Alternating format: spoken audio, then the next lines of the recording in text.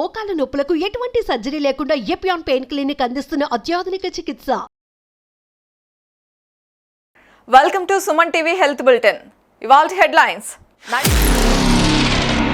నడిస్తే చాలు చాలా ప్రయోజనాలు, తాజా రీసెర్చ్లో తేలిన నిజాలు. కంటి చూపు కోసం కంట్లో దంతం, కెనడాలో తొలి ఆపరేషన్. కలవరపెడుతున్న క్యాన్సర్ కేసులు. ఎండలో ఎక్కువ తిరిగితే వేగంగా వృద్ధాప్యం. పగటిపూట ఆవులింత, తస్మాత్ జాగ్రత్త. ఊబకాయంలో ఇండియా టాప్. ఇక డీటెయిల్స్ చూద్దాం. వ్యాయామం విషయానికి వస్తే కొన్నిసార్లు సింపుల్గా చేసే పనులే మంచి రిజల్ట్స్ ఇస్తూ ఉంటాయి అంటున్నారు డాక్టర్స్. సింపుల్గా చేసే ఎక్సర్సైజుల్లో నడక ది బెస్ట్ అట. నడక వల్ల కలిగే ప్రయోజనాల గురించి ఈ మధ్య ఒక రీసెర్చ్ చేశారు డాక్టర్లు. ఆ విషయాలు వింటే మీరు టక్కున లేచి నడక మొదలెట్టేస్తారు. నడక చాలా సింపుల్ ఎక్సర్సైజ్. వ్యాయామం చేయాలి అనుకునేవారు ముందుగా వార్మప్ కోసం నడకతో స్టార్ట్ చేస్తారు. అయితే ఈ నడక వల్ల శరీరానికే కాదు, మానసిక ఆరోగ్యం కూడా మెరుగుపడుతుందని, నడక వల్ల దీర్ఘకాలిక ఆరోగ్య ప్రయోజనాలు ఉంటాయని డాక్టర్లు అంటున్నారు. ప్రముఖ ఫిజిషియన్లు ఇంకా డాక్టర్ల బృందం ఈ మధ్య నడక వల్ల కలిగే ఆరోగ్య ప్రయోజనాల మీద రీసెర్చ్ చేసి కొన్ని ఇంట్రెస్టింగ్ విషయాల్ని తెలుసుకున్నారు.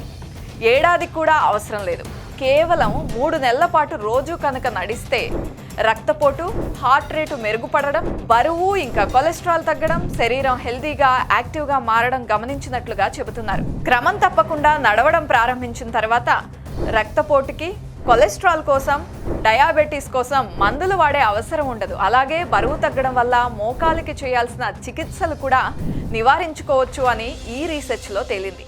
మీ శరీరాన్ని కదిలించడమే మీ మెదడుకు మీరు చేయగలిగే చాలా చక్కని మేలు అని డాక్టర్లు తేల్చారు. దానివల్ల మెంటల్ స్ట్రెస్ తగ్గుతుందని, మెంటల్ హెల్త్ మెరుగవుతుందని కూడా అంటున్నారు.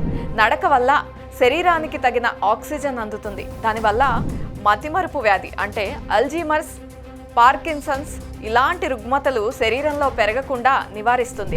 అంతేకాదు వేగంగా నడవడం వల్ల కొన్ని ప్రత్యేకమైన హార్మోన్లు విడుదలై మనసు ఉల్లాసంగా ఉండటానికి దోహదం చేస్తాయని ఈ రీసెర్చ్లో తెలుసుకున్నారు. కాబట్టి పైసా ఖర్చు లేని నడకని అలవాటు చేసుకోండి.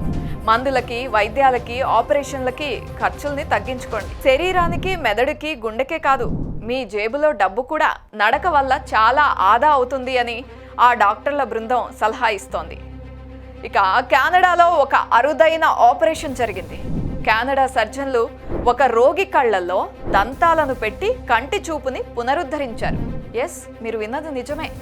కంట్లో దంతాలు పెట్టి కంటి చూపుని తెప్పించడం ఏంటి అని నాకు కూడా డౌట్ వచ్చింది. కానీ ఈ న్యూస్ చూశాక మీరు కూడా షాక్ అవుతారు. కెనడాలో మొదటిసారిగా సర్జన్లు ఒక కొత్త తరహా ఆపరేషన్ చేసి రోగుల కళ్ళల్లో దంతాలు పెట్టి కంటి చూపుని పునరుద్ధరించారు.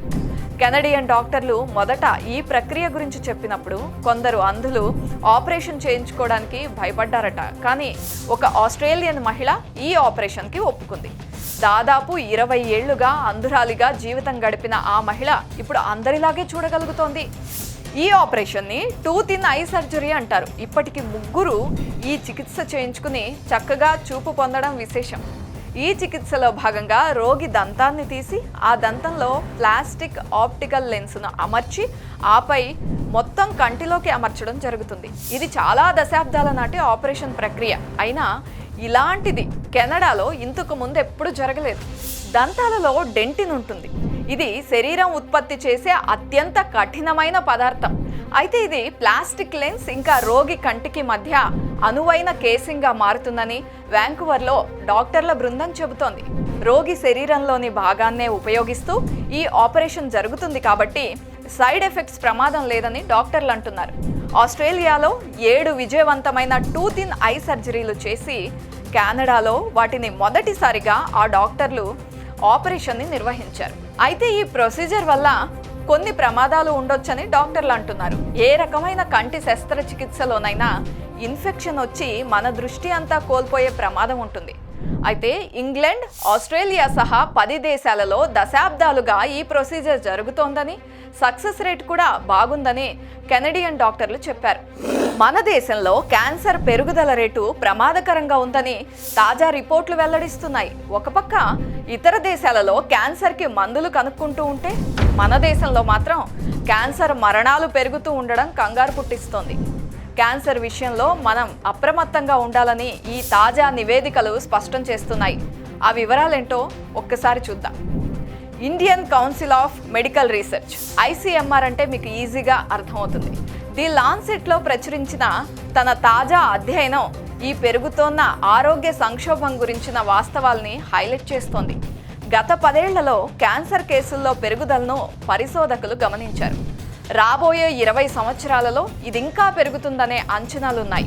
ప్రపంచవ్యాప్తంగా 2022లో సుమారుగా 2 కోట్ల క్యాన్సర్ కేసులు నమోదైతే వారిలో దాదాపుగా 1 కోటి మంది మరణించారు అని గణాంకాలు తెలియజేస్తున్నాయి. భారతదేశంలోనే 2023లో 14 లక్షల క్యాన్సర్ కేసులు నమోదయ్యాయని అంచనా. పురుషులు మహిళలు ఇద్దరిలో కూడా ఊపిరితిత్తుల క్యాన్సర్ కేసులు పెరుగుతున్నప్పటికీ రొమ్ము క్యాన్సర్ మహిళల్లో అత్యంత సాధారణంగా మారిపోయింది. ప్రపంచ ఆరోగ్య సంస్థ WHO ఫిబ్రవరి 2025 నివేదిక ప్రకారం 20 మంది మహిళల్లో ఒకరికి రొమ్ము క్యాన్సర్ ప్రమాదం సంభవిస్తోంది. బ్రెస్ట్ క్యాన్సర్ సోకిన 70 మందిలో ఒకరు మరణిస్తున్నారు కూడా. నిజానికి ప్రస్తుత రోగ నిర్ధారణ రేట్లు కనుక ఇలాగే కొనసాగితే 2050 నాటికి సంవత్సరానికి 32 లక్షల బ్రెస్ట్ క్యాన్సర్ కేసులు నమోదవుతాయని, వారిలో 11 లక్షల మంది మరణించే అవకాశాలు ఉన్నాయని ఆ రిపోర్ట్లో అంచనా వేశారు. క్యాన్సర్ అనేది ప్రాణాంతక వ్యాధి. దీనిలో అసాధారణ కణాలు అన్కంట్రోలబుల్గా పెరుగుతాయి. తర్వాత చుట్టుపక్కల ఉన్న కణజాలాలపై దాడి చేసి శరీరంలోని ఇతర భాగాలకు వ్యాపిస్తాయి. బ్రెస్ట్ క్యాన్సర్, లంగ్ క్యాన్సర్, పేగు క్యాన్సర్, బ్లడ్ క్యాన్సర్ ఇలాంటివి కామన్గా కనిపిస్తూ ఉంటాయి. కొందరికి జన్యుపరంగా క్యాన్సర్ సంక్రమిస్తే మరికొందరికి సిగరెట్ స్మోకింగ్ వల్ల లేదా పౌష్టిక ఆహార లోపం వల్ల, ఇన్ఫెక్షన్లు, రేడియేషన్ వంటి అంశాల వల్ల ఈ క్యాన్సర్ వ్యాధి అనేది సంభవిస్తుంది. క్యాన్సర్ తరచుగా చివరి దశలోనే గుర్తించబడుతోంది. దీనివల్లే మరణాల రేటు ఎక్కువగా ఉంటుంది. సంకేతాలు ఇంకా లక్షణాలపై అవగాహన పెంచడం ఒక్కటే దీనికి పరిష్కారం అని డాక్టర్లు చెబుతున్నారు. క్యాన్సర్ చికిత్స కోసం కేంద్ర ప్రభుత్వం అనేక చర్యల్ని చేపడుతోంది. కొత్త టెక్నాలజీని అభివృద్ధి చేయడం, మందుల్ని కనిపెట్టడం కోసం భారీ బడ్జెట్లే కేటాయిస్తోంది. త్వరలో చికిత్స, మందులు సామాన్యులకు సైతం అందుబాటులోకి తెచ్చే ప్రయత్నం ప్రభుత్వం చేస్తోంది. అయితే అతి ప్రమాదకరమైన క్యాన్సర్ బారిన పడకుండా ఉండాలి అంటే క్యాన్సర్ రోగ లక్షణాల విషయంలో ప్రజలు అప్రమత్తంగా ఉండాలని, ఆహారపు అలవాట్లు, లైఫ్ స్టైల్ మార్పులు చేసుకోవాలని ఈ తాజా నివేదికలు సూచిస్తున్నాయి. అయితే కొన్ని సర్వేలు విచిత్రంగా ఉంటాయి, మరికొన్ని సర్వేలు మాత్రం షాకింగ్గా ఉంటాయి. అలాంటి ఒక తాజా రిపోర్ట్ ప్రకారం ఎండలో ఎక్కువగా తిరిగితే ఏజ్ త్వరగా బయటపడుతుందని తేలింది. ఇది విచిత్రమైన షాకింగ్ నిజం. ఆ వివరాలేంటో ఇప్పుడు ఒక్కసారి చూద్దాం. తీవ్రమైన వేడి తగిలితే మన శరీరంలో మార్పులు చోటు చేసుకుంటాయి. రోజంతా కనుక వేడి ఎండలో తిరిగితే మనం అలసిపోయినట్లు, కోపంగా ఉన్నట్లు అనిపిస్తుంది. కానీ ఎక్కువ కాలం ఎండ వేడిలో తిరిగితే మనకి ముసలితనం వేగంగా వచ్చేస్తుందట. అమెరికాలో చేసిన ఒక కొత్త పరిశోధన ద్వారా తీవ్రమైన వేడి మానవుల్ని ఎలా ప్రభావితం చేస్తుంది అనే విషయాన్ని గుర్తించారు. ఆ రీసెర్చ్లో కనుగొన్న విషయాలు ఆందోళన కలిగిస్తున్నాయి. దక్షిణ కాలిఫోర్నియా యూనివర్సిటీ పరిశోధకులు నిర్వహించిన రీసెర్చ్లో దాదాపుగా 3700 మంది పాల్గొన్నారు. వీరి సగటు వయస్సు 68 సంవత్సరాలు. వేడి యువత కంటే వృద్ధుల్ని ఎక్కువగా ప్రభావితం చేస్తోంది. మన శరీర ఉష్ణోగ్రతను నియంత్రించే సామర్థ్యం వయసు పెరిగే కొద్దీ తగ్గిపోతుంది. వయసు మీరడం అనేది సహజమే, కానీ వృద్ధాప్య రేటు మనిషి నుండి మనిషికి మారుతూ ఉంటుంది. మన జీవితం గడిచే కొద్దీ మన శరీరాలు ఒత్తిళ్లు లేదా షాక్ల బారిన పడుతూ ఉంటాయి. ఉదాహరణకు, మనం ఎక్కువ కాలం తగినంత నిద్రపోకపోతే మనలో వేగంగా వృద్ధాప్యం సంక్రమిస్తుంది. వేడి వాతావరణంలో ఉండడం వల్ల వడగాలి మనల్ని అనారోగ్యానికి గురి చేయడం లేదా కొన్నిసార్లు ప్రాణాలు కోల్పోవడం కూడా మనకు తెలిసిన విషయమే. మానవ శరీరాలలో ఎలాంటి మార్పులు జరుగుతాయో అర్థం చేసుకోవడానికి ఈ రీసెర్చ్ చేశారు. మీరు లేదా మీ ఇంట్లో మనుషులు పగటిపూటే అలసిపోయినట్లుగా కనిపిస్తున్నారా? మీ రోజువారీ పనులు చేసుకోవడంలో ఉత్సాహం కనబరచడం లేదా? లేటెస్ట్గా జరిపిన పరిశోధనల ప్రకారం ఇలాంటి లక్షణాలు కనుక కనిపిస్తే అది డిమెన్షియాకి దారితీసే ప్రమాదం ఉందట. కాబట్టి పగటిపూట నిద్రపోవాలి అని అనిపిస్తే తస్మాత్ జాగ్రత్త. ఆ రిపోర్ట్ ఏంటో, ఆ రిపోర్ట్లో ఉన్న నిజాలేంటో ఒకసారి చూద్దాం. 2024లో న్యూరాలజీ జర్నల్లో ప్రచురించిన ఓ అధ్యయనం ప్రకారం మొటార్నిక్ కాగ్నిటివ్ రిస్క్ సిండ్రోమ్ అనేది ఒక రోగ లక్షణం అని, నిద్రలేమి అనేది రాబోయే డిమెన్షియా వ్యాధికి సూచన కావచ్చని చెబుతోంది. MCR సిండ్రోమ్ అనేది మతిమరుపు, చిత్త వైకల్యం కలిగించే డిమెన్షియా వ్యాధికి సంకేతంగా పనిచేస్తుంది.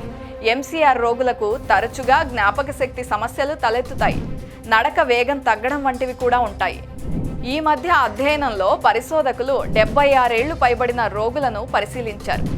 అయితే ఈ పరిశోధకులు దృష్టి సారించిన ప్రధాన సూచికల్లో పగటిపూట నిద్రపోవాలనే బలమైన కోరిక కలిగి ఉండడం ఒకటి, భోజన సమయాలలో లేదా అందరూ కలుసుకునే సమయాలలో నిద్రపోవాలని బలంగా అనిపించడం, నిద్రావస్థతో ఇబ్బంది పడడం, రోజంతా మగతగా అనిపించడం లాంటి లక్షణాలని పరిశీలించారు.